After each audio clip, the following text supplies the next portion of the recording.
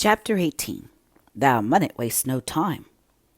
Of course, Mary did not waken early the next morning. She slept late because she was tired, and when Martha brought her breakfast, she told her that though Colin was quite quiet, he was ill and feverish, as he always was after he had worn himself out with a fit of crying.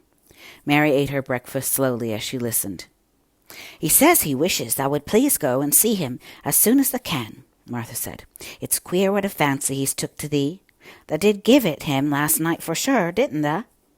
Nobody else would have dared to do it. Eh, poor lad. He's been spoiled till salt won't save him. Mother says as the two worst things as can happen to a child is never to have his own way, or always to have it. She doesn't know which is the worst. Thou was in a fine temper thyself, too. But he says to me when I went into his room, 'Please ask Miss Mary if she'll please come and talk to me.' Think him saying please. Will you go, miss?" "I'll run and see Dickon first," said Mary. "No, I'll go and see Colin first and tell him. I know what I'll tell him," with a sudden inspiration.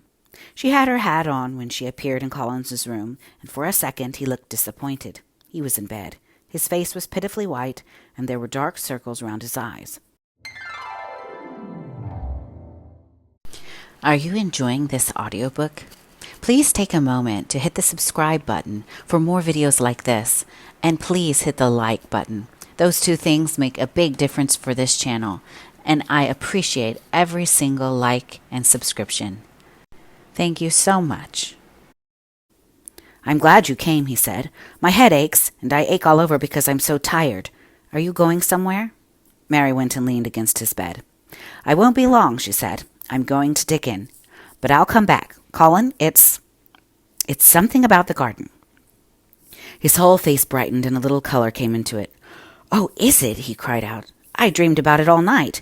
I heard you say something about gray changing into green, and I dreamed I was standing in a place all filled with trembling little green leaves, and there were birds on nests everywhere, and they looked so soft and still. I'll lie and think about it until you come back." In 5 minutes Mary was with Dickon in their garden. The fox and the crow were with him again, and this time he had brought 2 tame squirrels. "I came over the pony this morning," he said. He is a good little chap, Jump is. "I brought these 2 in my pockets. This here one he's called Nut, and this here other one's called Shell." When he said Nut, one squirrel leaped onto his right shoulder, and when he said Shell, the other one leaped onto his left shoulder. When they sat down on the grass with Captain curled at their feet, Soot solemnly listened on a tree, and Nut and Shell nosing about close to them. It seemed to Mary that it would be scarcely bearable to leave such delightfulness. But when she began to tell her story somehow, the look in Dickon's funny face gradually changed her mind.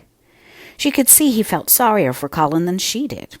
He looked up at the sky and all about him. "Just listen to them birds. The world seems full of 'em, all whistling and piping," he said. "Look at 'em darting about, and hearken at 'em calling to each other.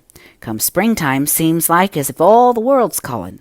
The leaves is uncurling, so you can see 'em, and my word, the nice smells there is about," sniffing with his happy turned-up nose. "And that poor lad lying shut up and seeing so little that he gets to thinking of things as sets him screaming. Eh, my, we mun get him out here. We mun get him watching and listening and sniffing up the air, and get him just soaked through with sunshine. And we munnot lose no time about it." When he was very much interested, he often spoke quite broad Yorkshire, though at other times he tried to modify his dialect so that Mary could better understand.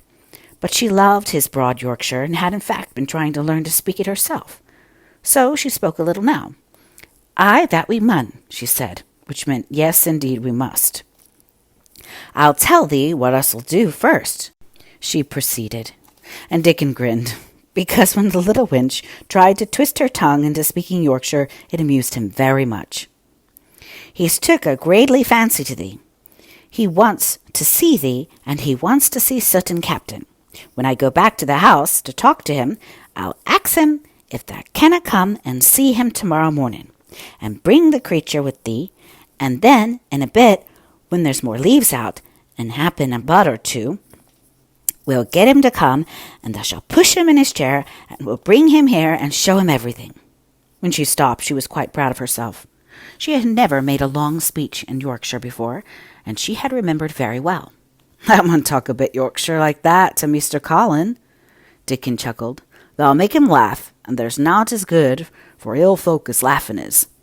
Mother says she believes as half an hour's good laugh, and every morning 'ud cure a chap as making ready for typhus fever." "I'm going to talk Yorkshire to him this very day," said Mary, chuckling herself. The garden had reached the time when every day and every night it seemed as if magicians were passing through its drawing loveliness out of the earth and the boughs with wands. It was hard to go away and leave it all, particularly as Nut had actually crept onto her dress and Shell had scrambled down the trunk of the apple tree they sat under and stayed there looking at her with inquiring eyes. But she went back to the house, and when she sat down close to Collins's bed, he began to sniff as Dickon did, though not in such an experienced way. "You smell like flowers and fresh things," he cried out quite joyously. "What is it you smell of? It's cool and warm and sweet all at the same time." "It's the wind from the moor," said Mary. "It comes a-sittin' on the grass under a tree with Dickon, and with Captain, and Soot, and Nut and Shell. It's the springtime, and out-of-doors, and sunshine a-smell so greatly." She said it as broadly as she could, and you do not know how broadly Yorkshire sounds until you have heard someone speak it. Colin began to laugh. "What are you doing?" he said. "I never heard you talk like that before. How funny it sounds." "I'm giving thee a bit of Yorkshire," answered Mary triumphantly. "I canna talk as gradely as Dickon and Martha can, but thou sees I can shape a bit. Doesn't thou understand a bit of Yorkshire when thou hears it? And thou a Yorkshire lad thyself, bred and born. I wonder thou'rt not ashamed of thy face." And then she began to laugh too, and they both laughed until they could not stop themselves, and they laughed until the room echoed, and Mrs. Medlock opened the door to come in, drew back into the corridor, and stood listening amazed. "Well, upon my word," she said, speaking rather broad Yorkshire herself, because there was no one to hear her, and she was so astonished. "Whoever heard the like? Whoever on earth would have thought it?" There was so much to talk about. It seemed as if Colin could never hear enough of Dickon and Captain and Soot and Nut and Shell and the pony whose name was Jump. Mary had run round into the wood with Dickon to see Jump. He was a tiny, little shaggy moor pony, with thick locks hanging over his eyes, and with a pretty face and a nuzzling velvet nose.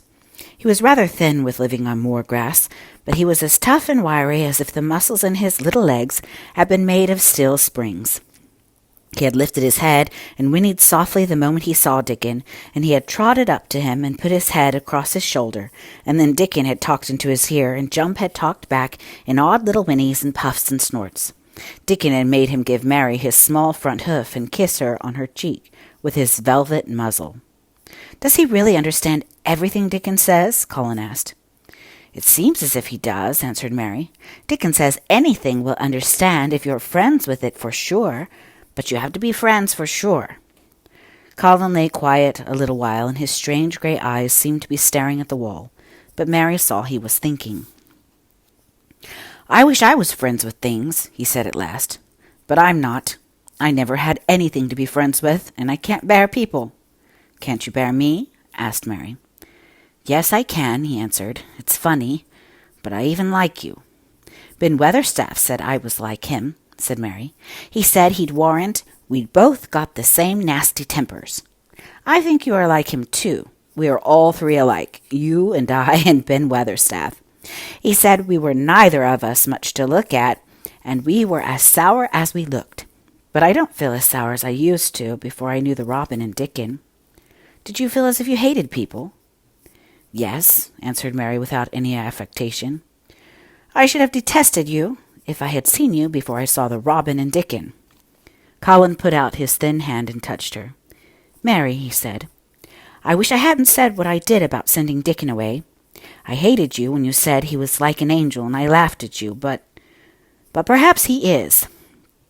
"Well, it was rather funny to say it," she admitted frankly, "because his nose does turn up, and he has a big mouth, and his clothes have patches all over them, and he talks broad Yorkshire. But if an angel did come to Yorkshire and live on the moor, if there was a Yorkshire angel, I believe he'd understand the green things and know how to make them grow, and he would know how to talk to the wild creatures, as Dickon does, and they know he was friends for sure." "I shouldn't mind Dickon looking at me," said Colin. "I want to see him." "I'm glad you said that," answered Mary, because, quite suddenly it came into her mind that this was the minute to tell him. Colin knew something new was coming. "Because what?" he cried eagerly. Mary was so anxious that she got up from her stool and came to him and caught hold of both his hands. "Can I trust you? I trusted Dickon because birds trusted him. Can I trust you for sure?" "For sure," she implored. Her face was so solemn that he almost whispered his answer. "Yes, yes."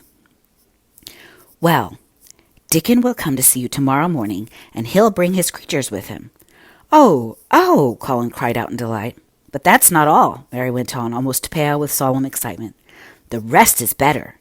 There is a door into the garden. I found it. It is under the ivy on the wall."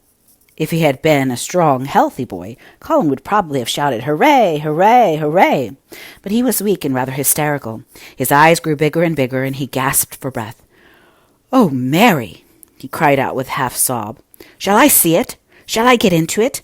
Shall I live to get into it?" And he clutched her hands and dragged her toward him. "Of course you'll see it," snapped Mary indignantly. "Of course you'll live to get into it. Don't be silly."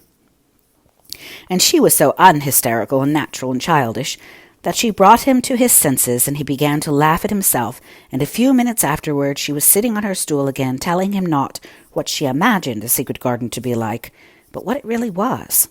And Colin's aches and tiredness were forgotten, and he was listening enraptured. "It is just what you thought it would be," he said at last. "It sounds just as if you had really seen it. You know I said that when you told me first." Mary hesitated about 2 minutes, and then boldly spoke the truth. "I had seen it, and I had been in it," she said. "I found the key and got in weeks ago, but I daren't tell you. I daren't because I was so afraid I couldn't trust you. For sure."